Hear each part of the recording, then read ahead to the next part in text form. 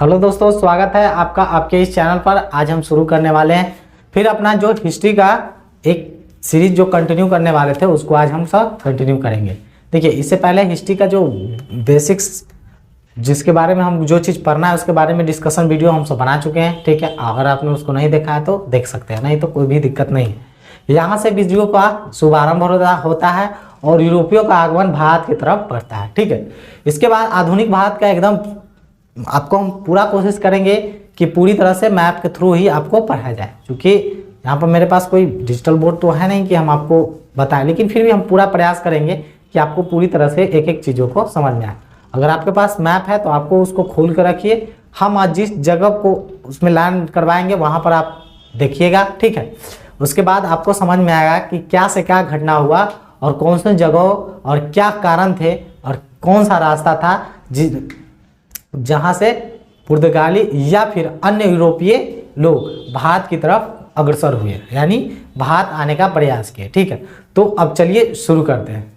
अब देखते हैं इसमें। देखिए, अगर पहले आपको कॉन्टिनेंट का पता होना चाहिए कि कॉन्टिनेंट क्या होता है। जैसे हम सब हिस्ट्री देखते हैं तो उसमें कहा जाता है पुर्तगाली east India company, British east India company, Dutch, ऐसे कुछ देखने को हमको मिलता है। क्योंकि सभी में ईस्ट इंडिया कंपनी लगा हुआ रहता है, तो इसकी भी वजह भी हम आपको समझाएंगे। पहले चलिए समझते हैं कि जैसे हमारे यहाँ कॉन्टिनेंटों की संख्या देखी जाए तो 7 गो है, एगो जिला इंडिया लगा दिया जाए तो 8 गो हो जाता है। खैर, यहाँ पर आपको हम कॉन्टिनेंट बना रहे हैं, जिसका काम है उसी से काम हमको रखेंगे, इसके अलावा कोई और ज़रूरत नहीं है।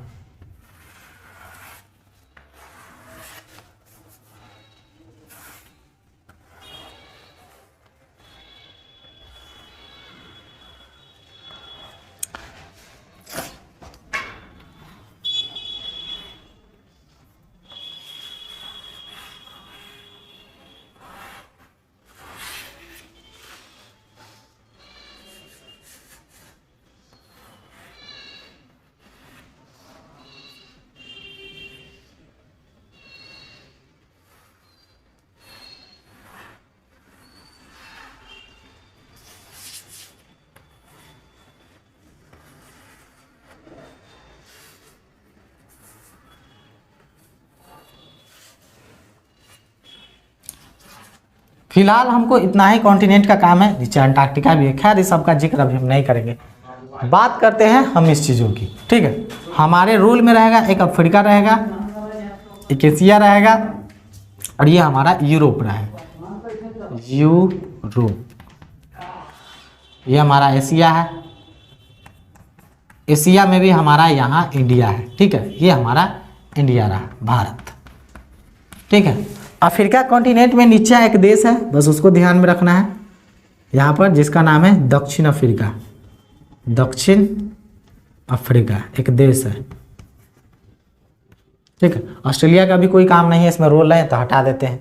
ठीक है, फिलहाल हमको जो जो काम है उसको ही लिखते हैं। ठीक है, दक्षिण अफ्रीका में सबसे नीचे आप अपने मैप पे देख सकते हैं, अफ्रीका में सबसे नीचा है दक्षिण अफ्रीका है। ठीक है, बस इतना ही। यहाँ पर आप देखिएगा तो यहाँ पर जिब्राल्टर जन संधि है। ठीक है, यहाँ पर आपको स्पेन मिलेगा, यहाँ पर आपको पुर्तगाल देखने को मिलेगा।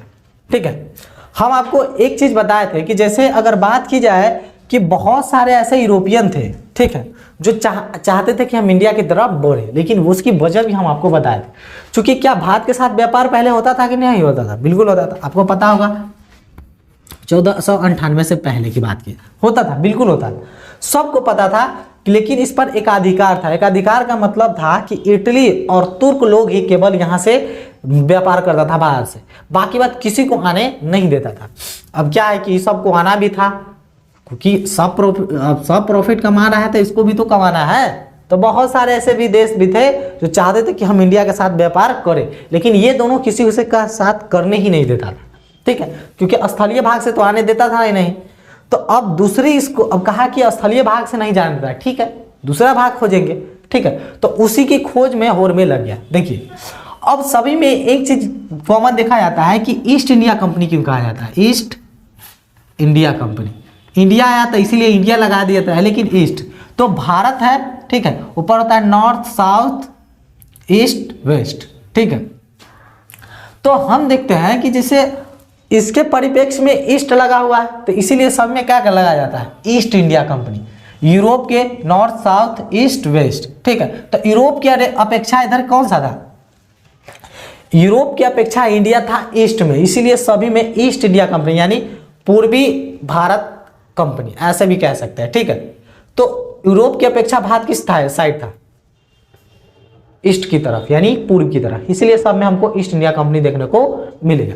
डच हो, पुर्तगाली हो, फ्रांसीस हो, है ना, डेनिश, ये सब में हमको ईस्ट इंडिया कंपनी देखने को मिलता है। अभी इससे पहले ही हमको एक लाइन लिखवाए थे, उसमें भी आपको बताए थे, ठीक है। अब क्या था कि कारण पुर्तगालियों का दो मेन वजह था भारत आने का। पहली वजह मसाला था।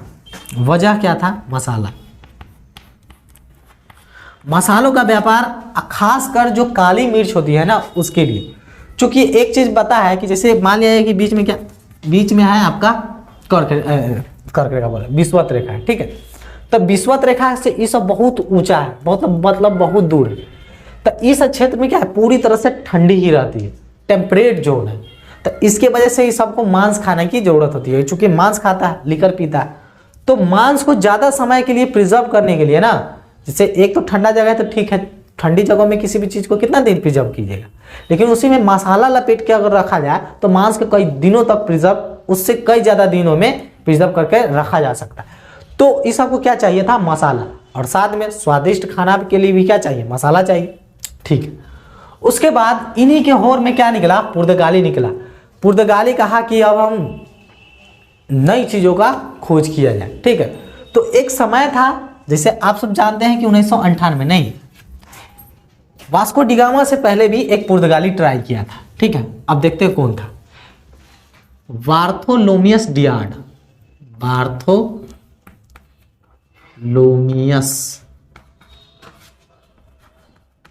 डियास। ये कब आया, 1487 में प्रयास किया था। पुर्तगाल यहाँ है, ठीक है। ये आपका अटलांटिक महासागर है, अटलांटिक महासागर, ये पूरा क्या है, इसके आकार का है, ये आपका अटलांटिक महासागर है, ठीक है। तो क्या क्या पुर्तगाली यहाँ से निकला, और ये महासागर चूंकि जमीन में आया तो जाने देता था नहीं, तब क्या करता था, उस समुद्र के रास्ते में है बार्थोलोमियस डियाड कब 1487 ईस्वी में क्या किया, भारत की खोज पर निकला, भारत तक जाने का रास्ता खोजने को निकला। लेकिन यहाँ दक्षिण अफ्रीका में एक जगह है, यहाँ पर, इसका नाम है, हिंदी में इसको आप कह सकते हैं आशा अंतरीप, आशा अंतरीप, इंग्लिश में इसको, इस जगह का नाम है cape of good hope, cape लिख देते हैं हिंदी में, cape of good hope, good hope. इस यहाँ पर दक्षिण अफ्रीका में एक जगह है जिसका नाम है आशांतरीप या केप ऑफ गुड होप, ये आप जानते हैं, ठीक है। हिंदी में इसको आशांतरीप कहा जाता है। बार्थोलोमियस डियाड जो था वो दक्षिण अफ्रीका के इस हिस्से तक आया, लेकिन भारत पहुंचने के लिए इसको यहाँ जाना पड़ता था। ये बेचारा आया, इसको कोई बताने वाला था नहीं, ये हार मान गया बार्थोलोमियस डियाड।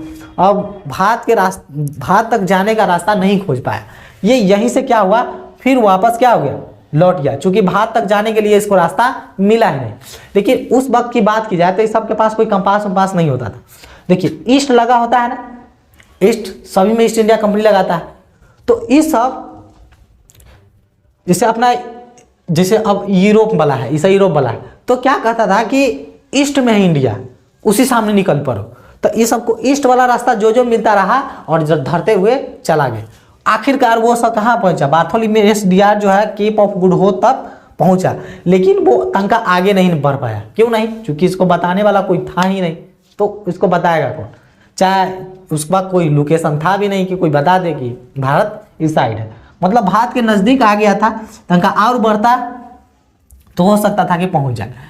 लेकिन 1487 में ये भी क्या था, पुर्तगाली ही था, ये भी पुर्तगाली था।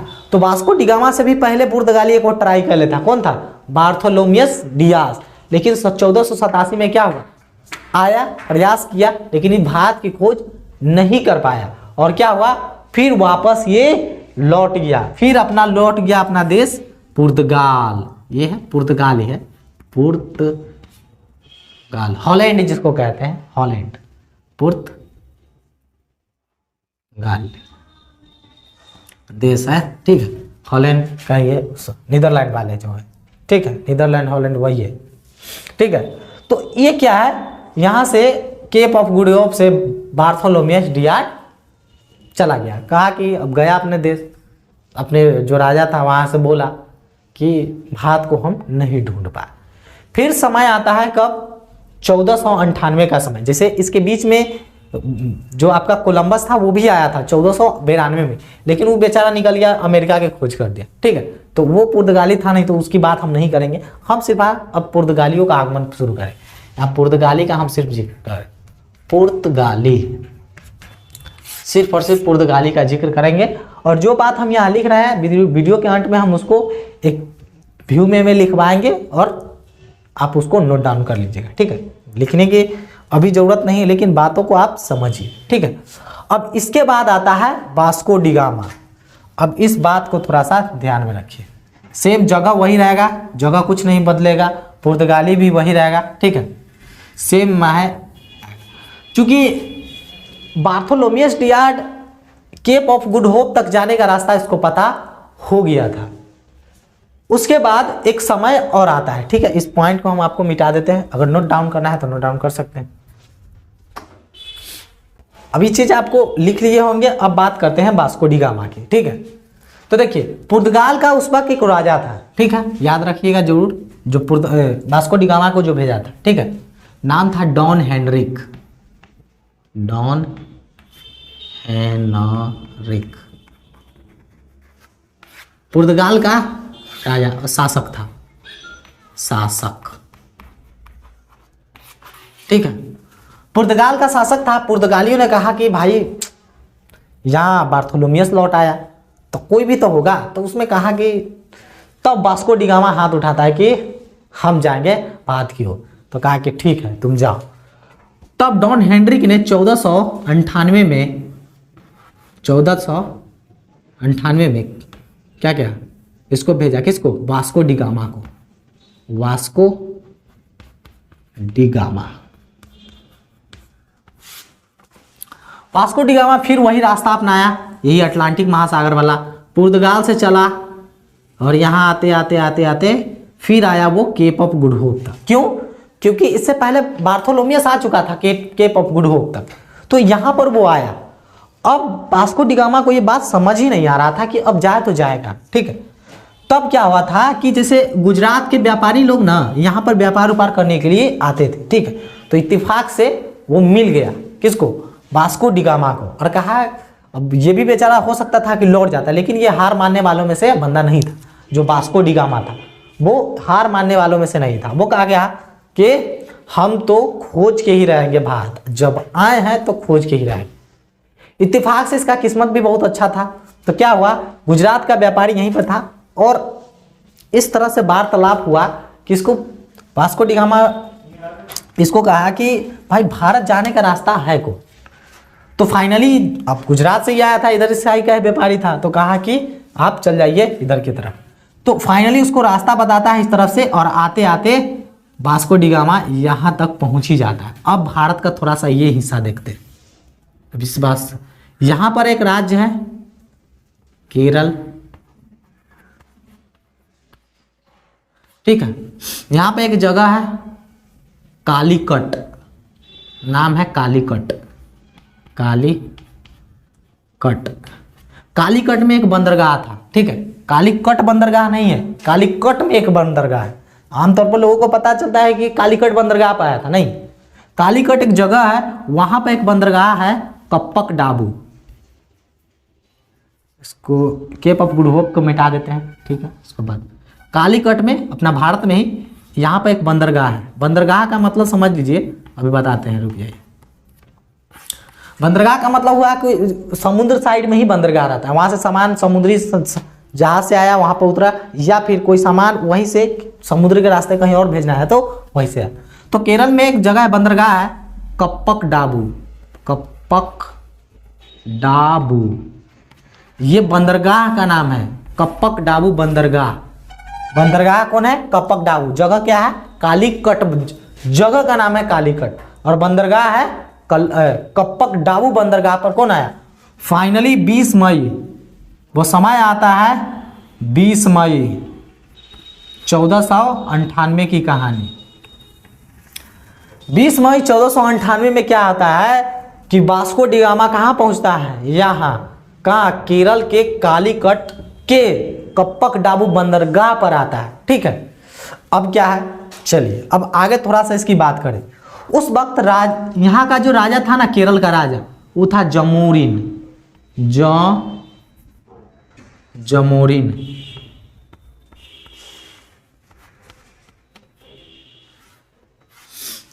केरल का राजा था कौन? जमोरिन। अब एक चीज सिंपल सा आप एक बात समझ लीजिए, भारत में उस वक्त लोग ना समुद्र में जाने के मतलब जाना नहीं चाहते थे। समुद्र में जाना इनको मतलब धर्म का उल्लंघन लगता था। ठीक है, कोई भी भारत के लोग उस वक्त समुद्र में कुछ जाना ही नहीं था। इस सब के लिए वो सब एक तरह से समझिए कि श्राप था। मतलब श्राप क्या है, वो सब लोग ऐसा मानते थे कि समुद्र में जाने से विनाश हो जाता है, ऐसा हो जाता है, ऐसा बहुत सारे चीज़ों भारत के लोग उस वक्त सोचते थे। इसीलिए कोई भी बड़ा से बड़ा शासक हो, जहांगीर हो, है ना, आपका अकबर हो, उसके बाद औरंगजेब हो, ये सब अभी तक कोई भी समुद्र में कभी भी अपना सत्ता स्थापित नहीं कर पाए। ठीक है, तो इस बात को आप ध्यान रखिए। ठीक है, उस वक्त भारत के पास वैसा कुछ जहाज वहाज कुछ था ही नहीं। पहली बार कि वो न कभी देखा था, लेकिन जहाज से पहली बार क्या आता है? कौन आता है? आपका वास्को डी गामा 20 मई 1498 को कालीकट पर। अब यहाँ का जमोरिन राजा था। ठीक है, क्योंकि भारत की अपनी एक परंपरा है कि क्या है, बस कोई भी अतिथि अगर भारत के पास आता है तो वो क्या है, उसको बड़े सम्मान से, मतलब अतिथि देवो भव वाली बात है। ठीक है, तो वास्को डी गामा का यहाँ जमोरिन जो है वो बहुत बढ़िया से स्वागत करता है, बढ़िया से दम खिलाता पिलाता है, बोलता है कि क्या चाहिए। तो उसके बाद इसको तो चाहिए, इसको तो मसाले की खोज के लिए आया था। ठीक है, उसके बाद क्या कहा कि हमको मसाला चाहिए। अब जमोरिन राजा अब जब यहाँ से लौटने वाला था वास्को डी गामा, तो उसको बढ़िया से भर उड़ के पूरा जहाज भर दिया मसालों से। और क्या हुआ, फाइनली वास्को डी गामा यहाँ से भारत से फिर लौट गया अपने देश। और यहाँ जाके वो मसाला जो है ना, वो क्या गुना पर 60 गुना दाम पर बेचा था। 60 गुना दाम पर, यानी आदमी 1 लाख का खरीद के ले जाए 60 लाख में बेचता था। अब सोचिए, ये मसाले बहुत प्रसिद्ध थे भारत के, खासकर भारत के मसाले। और भी क्योंकि जो इस क्षेत्र में मसाला मिलता है ना, मतलब मसालों के लिए एक मौसम चाहिए जो इन्हीं क्षेत्रों में होता है, बाकी बात और कहीं नहीं। अब आपको इंडोनेशिया मलेशिया में उधर भी होता है, लेकिन खैर भारत की बात करते हैं तो इन क्षेत्रों में ही मसालों के, खासकर केरल फेमस है। मसालों का राज्य किसको कहा जाता है? तो केरल को कहा जाता है, इतना तो पता ही हो। तब यहाँ से क्या होता है कि वापस लौट जाता है कौन? वास्को डी गामा बढ़िया से बोरा उड़ा भरा जहाज पर डाला और लौट गया अपने देश। कहाँ? पुर्तगाल। अब यहाँ पर क्वेश्चन है, भेजा कौन था वास्को डी गामा को? तो डॉन हेनरिक, जो कहाँ पुर्तगाल का शासक था। कब भेजा? 1498 वास्को डी गामा निकला और केप ऑफ गुड होप जो दक्षिण अफ्रीका में, वहाँ पर आके रुका। यहाँ पर क्या है कि यहाँ का जो व्यापारी था गुजरात का, वो बताया कि जहाँ उधर भारत है, तो इधर ही निकल गया। और फाइनली कहाँ पहुँचा? केरल के कालीकट बंदरगाह पर नहीं, कालीकट एक जगह है, कप्पक डाबू बंदरगाह पर वास्को डी गामा पहुंचा। उस वक्त जो केरल का शासक राजा था वो कौन था? जमोरिन था। तो ये सारे चीजें आपके लिए काम के हो गए। ठीक है, ये एग्जाम परस्पेक्टिव में पूछे जाने में एक एक चीज, मतलब यहाँ से आपको एक लाइन नहीं छूटेगा, एक एक चीज, कोई भी एग्जाम हो आपको इससे ज्यादा पूछने वाला है ही नहीं। तो प्रथम यूरोपीय समुद्री रास्ते की खोज करने वाला कौन था? वास्को डी गामा था, भारत की खोज करने वाला नहीं था। ज्यादातर लोग अपना मतलब कहते हैं कि भारत की खोज किया वास्को डी गामा। अरे पगला है क्या? भारत की खोज कौन करेगा? भारत तो ऑलरेडी पहले सब जानता था कि भारत है, लेकिन ये बेचारा क्या आने ही नहीं देता था। पता है कि यहाँ से आता था पुर्तगाल, इटली वाला ना तो तुर्क वाला, इसको कूच के मारता था, जाने ही नहीं देता था। तो क्या होता है, इसको सके पता था कि भारत है, तो ये यूरोप वाला जो पुर्तगाली था ना, ये भारत की खोज नहीं किया। भारत को कौन खोज कर? भारत ऑलरेडी है। तो ये प्रथम पुर्तगाली ऐसा व्यक्ति है जो भारत तक आने के लिए समुद्री रास्ते की खोज किया था। ठीक है, प्रथम यानी भारत तक आने के लिए प्रथम रास्ता खोजने वाला जो कौन था, यही था पुर्तगाली। भारत की खोज करने वाला नहीं मानिएगा, ठीक है, भारत की कौन खोज करेगा। तो इस तरह से ये चीजें हुई। ठीक है, अब क्या हुआ कि बाद में क्या हुआ, वास्को डी गामा फिर आता है, वास्को डी गामा फिर आएगा। कब आता है, फिर आता है 1502 में भी आता है। ठीक है, 1502 में फिर विजिट करता है, फिर भर भर के ले जाता है, अभी और बताएंगे। फिर आता है 1524 में भी आता है, 1524 में आया, लेकिन अब इसका प्रमोशन होके आता है, वायसराय के रूप में आता है। 1524 में वास्को डी गामा भारत आता है वायसराय, वायसराय के रूप में भारत आता है। कौन, पुर्तगालियों की तरफ से प्रथम वायसराय पहुंचने वाला भारत कौन था, यही वास्को डी गामा ही था। इसका चरण में 3 चरण में आया। कौन कौन, देखिए ये डेट बहुत इंपॉर्टेंट है।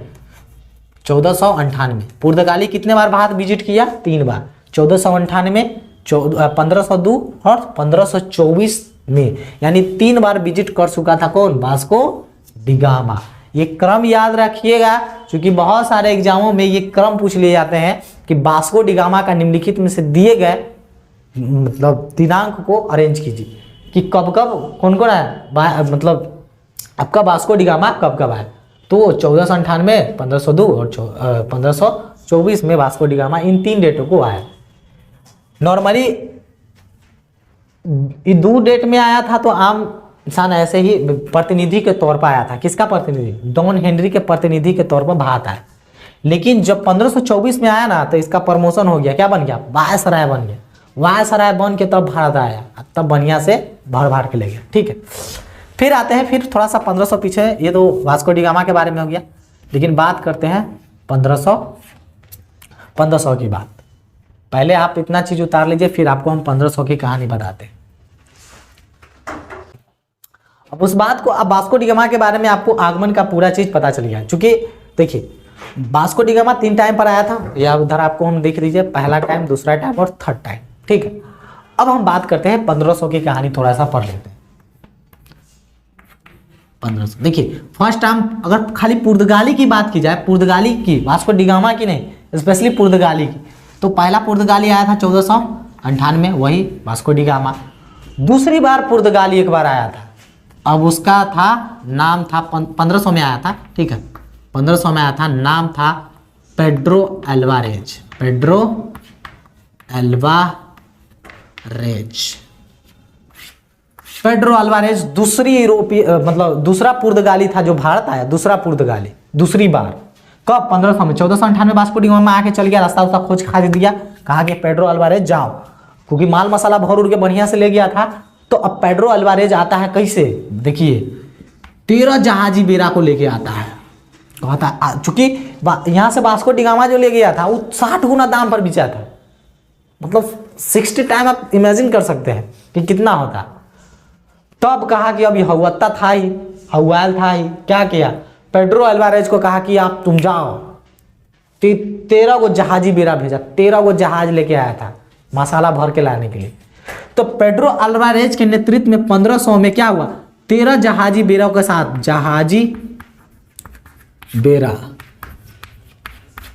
13 को जहाज लेके आया था। इसे कहा, फिर होता ही कालीकट पर, उसी बंदरगाह पर के कप्पक डाबू बंदरगाह पर फिर वापस आया। जमूरी फिर से स्वागत किया, बढ़िया से भर भूर के 13 जहाजों को बढ़िया से भर दिया, फिर ले गया। अब तब यूरोपियों का मतलब सोने पर सुहागा हो गया। अब पहले तो तनका ले गया, लेकिन अब क्या है, अब तो और ज्यादा दाम पर बेचने लगा, 60 टाइम से भी ज्यादा, 70-80 गुना। 13 को जहाजी बेड़ा, आप सोच सकते हैं तब कितना कमाया होगा। तब क्या होता है, पेड्रो अल्वारेज के नेतृत्व में 13 जहाजी बेड़ा भर के आराम से माल मसाला यहाँ से भर के ले जाता है। तो यहां तक आपको इसकी कहानी आपको समझ में आ गई। ठीक है, अब बात करते हैं 1503 की बात करते हैं और 1505 की बात करते हैं।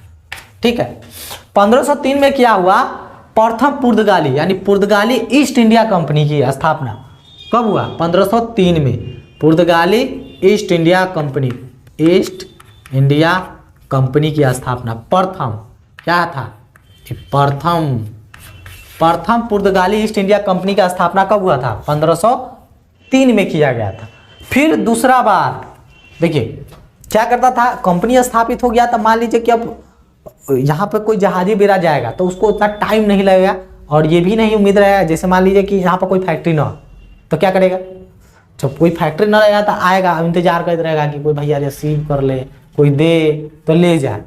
लेकिन फैक्ट्री स्थापित करने से क्या होगा कि वहाँ से सामान खरीद के पूरा फैक्ट्री में भरल जाओ, अब वहाँ से फोन करे हाँ फैक्ट्री भर गया है ले जाओ, तो अब एक बार डालेगा और ढोना शुरू करेगा। यानी फैक्ट्री क्या है, सामान को भेजने में तेजी लाता है, एक के ज़्यादा इकट्ठा कर लो, फोन करो ले जाओ। खैर फोन तो उस वक्त नहीं होता था, लेकिन फिर भी सूचना पहुँचाया जाता था और ले जाया जाता था। फिर दूसरी बार कहाँ, तो देखिए ये पूछा जाता है कि प्रथम पुर्तगाली फैक्ट्री जो स्थापित हुआ था तो कहाँ हुआ था, तो केरल में ही हुआ था, नाम था कोच्चि, कोच्चि जगह का नाम था कोच्चि। खैर अभी ये कॉन्टिनेंट को मिटा देते हैं, किसी काम का है नहीं, बस हमको कॉन्टिनेंट दिखाए हैं। तो प्रथम पुर्तगाली कंपनी जो स्थापित हुआ था वो कहाँ हुआ था, तो आपका कोच्चि में हुआ था, ठीक है। उसके बाद दूसरी पुर्तगाली कंपनी जो दूसरी पुर्तगाली ईस्ट इंडिया कंपनी दूसरा फैक्ट्री जो स्थापित किया था कोन्नूर में किया था, कोन्नूर में यहाँ पर स्थापित किया था, ठीक है। अब इसके पास क्या है कि पुर्तगाली 2 फैक्ट्रियों की स्थापना कर चुका है। अब यहाँ पर क्या है, पुर्तगाली अपना पैर पसारना शुरू करेंगे, ठीक है। अब इसके बाद इसका गवर्नर आएगा, अल्फांसो डी अल्बुकर्क आएगा, ठीक ना। उसके बाद आपका सिस आएगा, ये सारी चीज़ें मतलब इसके बाद वाले वीडियो में हम आपको इसका जो गवर्नर आता है और क्या क्या काम करता है और भारत में अपना पैर कैसे पसारता है और फिर इसका बोरिया बिस्तर कैसे सिमट जाता है, भाग जाता है, तो ये सारी कहानी हम सब नेक्स्ट वीडियो में देखेंगे। इतना बात आपको पुर्तगाली से संबंधित जो भी था, वास्को डी गामा से संबंधित जो बातें थी, ठीक है, चाहे पुर्तगाली आगमन से संबंधित जो भी बातें थी आपको हम बता दी। लेकिन इसका जो गवर्नर आएगा ना, पुर्तगाल की तरफ से ही केवल गवर्नर आएगा, उसके बारे में इसका नेक्स्ट वीडियो आएगा, तो देखेंगे कि पुर्तगाल का कौन कौन गवर्नर आया, कौन कौन सा काम किया, कौन कौन सा नीति अपनाया, उसका इंपॉर्टेंस क्या था भारत में, क्योंकि उससे प्रश्न बहुत अच्छे बनते हैं, तो उसको भी हम आपको बताएंगे। फिलहाल अभी इस वीडियो में इतना ही। अब इसके बाद क्या होता है, जो जो इंपॉर्टेंट तथ्य हैं वो हम आपको लिख कर यहाँ पर दे देते हैं। तो जो बात हम आपको बोल के बताए हैं वही चीज़ हम आपको लिखित में दे रहे हैं, इसको आप जरूर नोट डाउन कर लीजिएगा। क्या है कि 1487 में एक पुर्तगाली है बार्थोलोमेस डियाड, वो क्या है आया, लेकिन दक्षिण अफ्रीका के केप ऑफ गुड होप से वापस लौट गया, वो भारत तक नहीं पहुंच पाया। लेकिन फिर आता है 1498 में पुर्तगाली का एक शासक था डॉन हेनरिक, उसने किसको भेजा, वास्को डी गामा, भारत आने वाला समुद्री रास्ते की प्रथम बार खोज किया, ठीक है, तो वो है, ठीक है। उसके बाद क्या हुआ, कहाँ पहुंचा, तो यह केरल के कालीकट कप्पुक डाबू बंदरगाह तक पहुंचा। ये केरल का राजा वास्को डी गामा का क्या किया, बढ़िया से स्वागत किया, मसाला वसाला भरा और बेच दिया, ठीक है। फिर क्या है, वास्को डी गामा का भारत आगमन का काल क्रम कौन कौन सा है, तो किस काल में आया, 1498 में, 1502 में और 1524 में। 1524 इंपॉर्टेंट है, क्या है कि ये क्या है, वायसराय बनकर भारत आया था, ठीक है। उसके बाद क्या है कि उसके बाद 1500 ईस्वी में पेड्रो अल्वारेज, ये क्या है, पेड्रो अल्वारेज के नेतृत्व में 13 जहाजी बेरों के साथ आया था, कौन, यही मतलब पेड्रो अल्वारेज पुर्तगाल की तरफ से 13 जहाजी बेरों के साथ आया और यहाँ से मसाला भर के फिर पुर्तगाल ले गया। उसके बाद प्रथम पुर्तगाली फैक्ट्री स्थापित कहाँ हुआ था, तो कोच्चि में, ये सब एग्जामों में पूछे जाते हैं, कब हुआ था, तो 1502 में। दूसरी पुर्तगाली फैक्ट्री स्थापित हुआ 1505 में, जो कहाँ, केरल में ही कुन्नूर में स्थापित किया गया। तो ये सारे चीज़ें जो हम आपको बोले हैं वो लिखित में दे दिए, इसको आप जरूर नोट डाउन कर सकते हैं, ठीक है। अगर आपको ऑफलाइन मुझसे पढ़ना है तो आप विजिट कर सकते हैं मुजफ्फरपुर केरमा लालू चौक पर, ठीक है। यहाँ पर मेरा एक कोचिंग है कैरियर सक्सेस इंस्टीट्यूट, यहाँ पर आप आके ऑफलाइन मुझसे पढ़ सकते हैं। खैर ठीक है, आज के लिए इतना ही, अब मिलेंगे नेक्स्ट वीडियो में, तब तक के लिए जय हिंद।